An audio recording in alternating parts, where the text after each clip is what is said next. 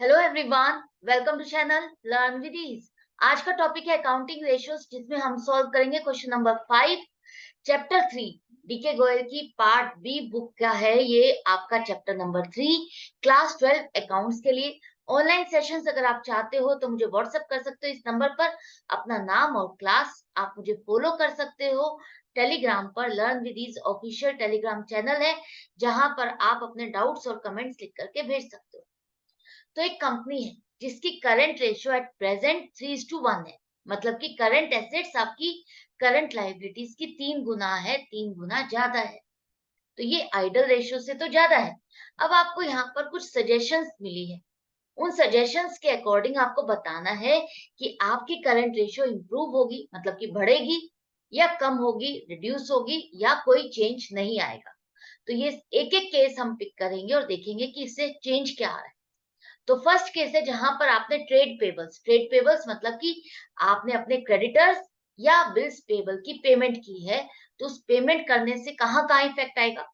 Payment कर रहे हो, इसका मतलब आपका कैश या बैंक बैलेंस डिक्रीज हो जाएगा, कम हो जाएगा। तो कैश जो आपका करंट एसेट का पार्ट है, तो करंट एसेट भी आपकी कम हो जाएगी। इसी तरह से अगर आप ट्रेड पेबल्स को पे कर रहे हो, तो ट्रेड पेबल्स आपके पहले से कम हो जाएंगे।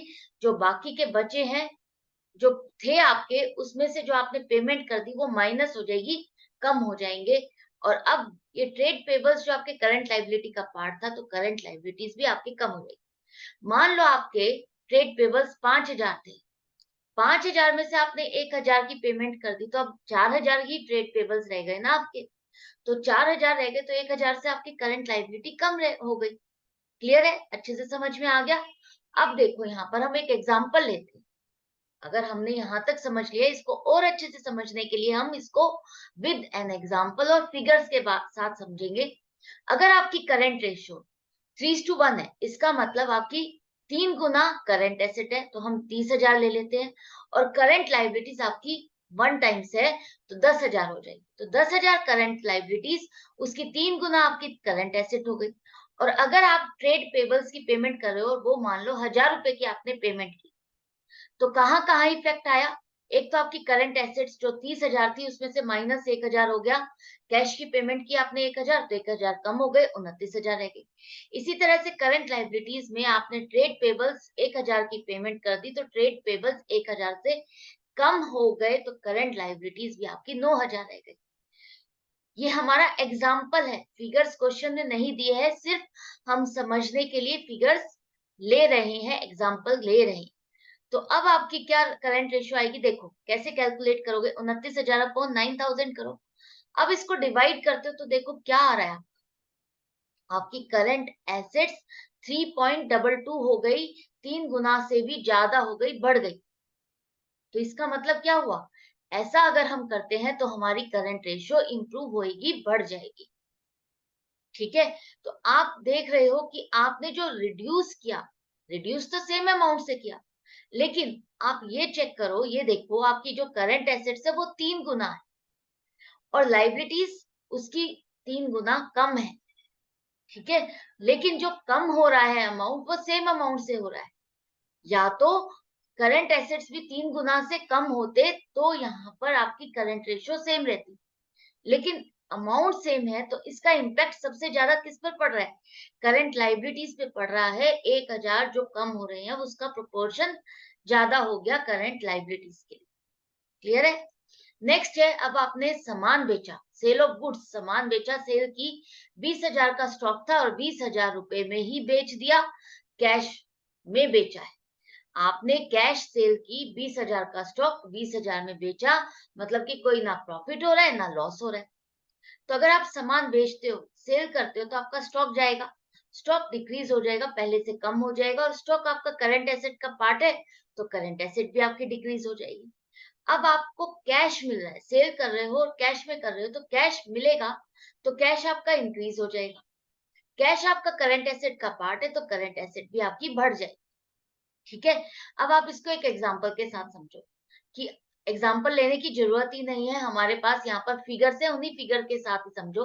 20,000 का आपका स्टॉक कम हो गया, और 20,000 आपको कैश मिल गया, तो बढ़ गया। तो आपकी करंट एसेट्स क्या होंगी? 30,000 एज इट इज जो थी पहले वही रही, कोई चेंज नहीं आया। करंट लाइबिलिटीज भी आपकी उतनी है, कोई चेंज नहीं आया। तो करंट रेशियो में आपके कोई भी चेंज नहीं आएगा। करंट रेशियो जो पहले थी वही रहेगी। Not alter in current ratio. ठीक है। नेक्स्ट है, आपने गुड्स को सेल किया, मतलब सेल किया है सामान आपने, सेल हुई है आपकी, 20,000 का स्टॉक बेचा, लेकिन नुकसान में बेचा, 18,000 में बेचा, 2,000 का लॉस हो रहा है, और साथ में उधार में बेचा, कैश नहीं मिल रहा आपको, आपने इसे उधार में बेचा है, और उधार में भी बेचा है तो नुकसान के साथ बेचा। तो यहाँ पर क्या क्या इफेक्ट आएगा आपका? एक तो स्टॉक घट जाएगा, कितने से? 20,000 का स्टॉक बेचा है तो 20,000 से स्टॉक घट जाएगा, और आपकी करंट एसेट भी घट जाएंगी। डेटर्स, आपने उधार में बेचा है, कैश नहीं मिल रहा आपको, उधार में बेचा है, तो उधार में जब भी बेचते हैं तो हमारे क्या हो जाते हैं? डेटर्स होते हैं जिनसे आपको पेमेंट लेनी है। तो डेटर्स आपके बढ़ जाएंगे 18,000 से। 18,000 में बेचा है, आपने लॉस में बेचा है, तो 18,000 की ही आपको पेमेंट मिलेगी डेटर्स से। डेटर्स आपके 18,000 से बढ़ जाएंगे, तो डेटर्स आपके करंट एसेट का पार्ट है, तो इंक्रीज इन करंट एसेट होगा। अब यहाँ पर देखो आपका इफेक्ट कहाँ कहाँ आएगा। करंट एसेट्स आपके में 30,000 है, उसमें से 20,000 का तो स्टॉक घट जाएगा, और जो डेटर्स है वो 18,000 से बढ़ जाएंगे, तो आपकी करंट एसेट्स रह जाएंगी 28,000, पहले से घट गई, 2,000 घट गई। करंट लाइबिलिटीज पर कोई भी इफेक्ट नहीं आया। तो अब आपकी करंट रेशियो क्या हो जाएगी? 2.8 हो जाएगी। 2.8:1। पहले से आपकी करंट रेशियो घट गई। रिड्यूस द करंट रेशियो, अगर आप ऐसा करते हो तो आपकी करंट रेशियो घट जाएगी। नेक्स्ट है, आपने सामान बेचा 20,000 का, लेकिन अब की बार आपने प्रॉफिट के साथ बेचा, 1,000 प्रॉफिट के साथ बेचा। मतलब कि जो आपने सामान बेचा वो तो 20,000 का है, लेकिन बेचा उसे 1,000 प्रॉफिट के साथ, तो इसका मतलब है 21,000 में बेचा है। आपने सामान बेचा 20,000 का 21,000, तो इससे क्या होगा? आपका स्टॉक तो घट जाएगा 20,000 से, और यहाँ पर आपका क्रेडिट नहीं लिखा, इसका मतलब आपने ये कैश सेल की है, कैश आपको मिल रहा है, तो इंक्रीज इन कैश होगा। 21,000, 21,000 रुपया आपको मिल गया, तो इंक्रीज इन करंट एसेट भी हो गया। अब यहाँ पर आपका इफेक्ट कहाँ कहाँ आएगा? 30,000 आपकी करंट एसेट्स थी, स्टॉक आपका घट गया 20,000, और आपको कैश मिला 21,000 प्लस हो गया, तो अल्टीमेटली करंट एसेट्स आपकी 31,000 हो गई। करंट लाइबिलिटीज का इसका कोई इम्पैक्ट नहीं आएगा, कोई भी फर्क नहीं पड़ेगा। तो अब आपकी करंट रेशियो इंक्रीज हो जाएगी, इंप्रूव हो जाएगी। 31,000 है तो 3.1:1 हो जाएगा। इंप्रूव द करंट रेशियो, अगर आप ऐसा करते हो तो आपकी करंट रेशियो इंप्रूव होगी। आपने सामान खरीदा उधार पर, सामान खरीदा उधार पर, परचेज ऑफ गुड्स, मतलब स्टॉक आपने लिया है, परचेज किया है उधार पर, तो स्टॉक आएगा।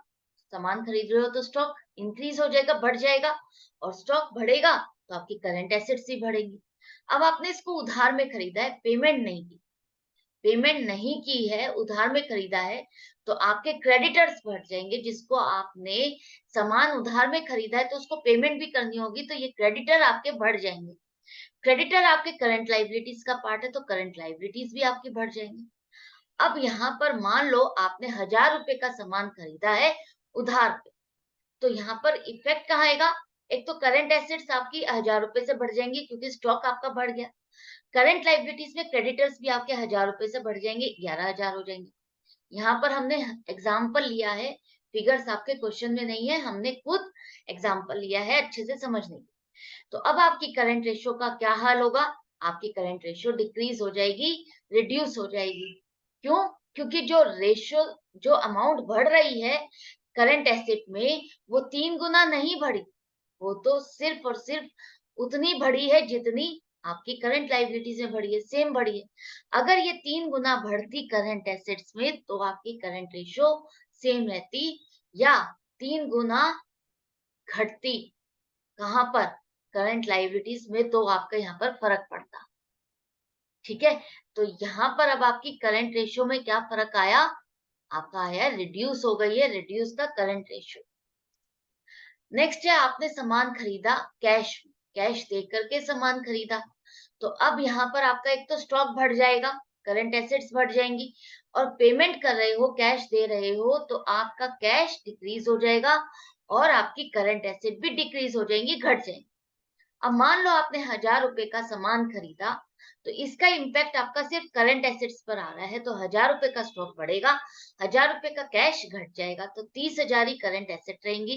करंट लाइबिलिटीज पर कोई भी इफेक्ट नहीं है, आपकी करंट रेशो जैसे पहले थी वैसे ही रहेगी, कोई इम्पैक्ट नहीं पड़ेगा।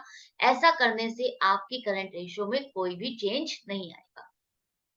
नेक्स्ट है, आपने एक मशीनरी खरीदी और लॉन्ग टर्म लोन लेकर खरीदी। मशीनरी आपकी करंट एसेट है या नहीं है? करंट एसेट नहीं है, और आपने इसको पेमेंट नहीं की है, बल्कि इसको लोन लेकर के खरीदा है, और वो भी लॉन्ग टर्म लोन है। तो लॉन्ग टर्म लोन आपका करंट लाइबिलिटीज में नहीं आता, आपका लॉन्ग टर्म बोरोइंग्स में आता है, long term loans and advances में आता है।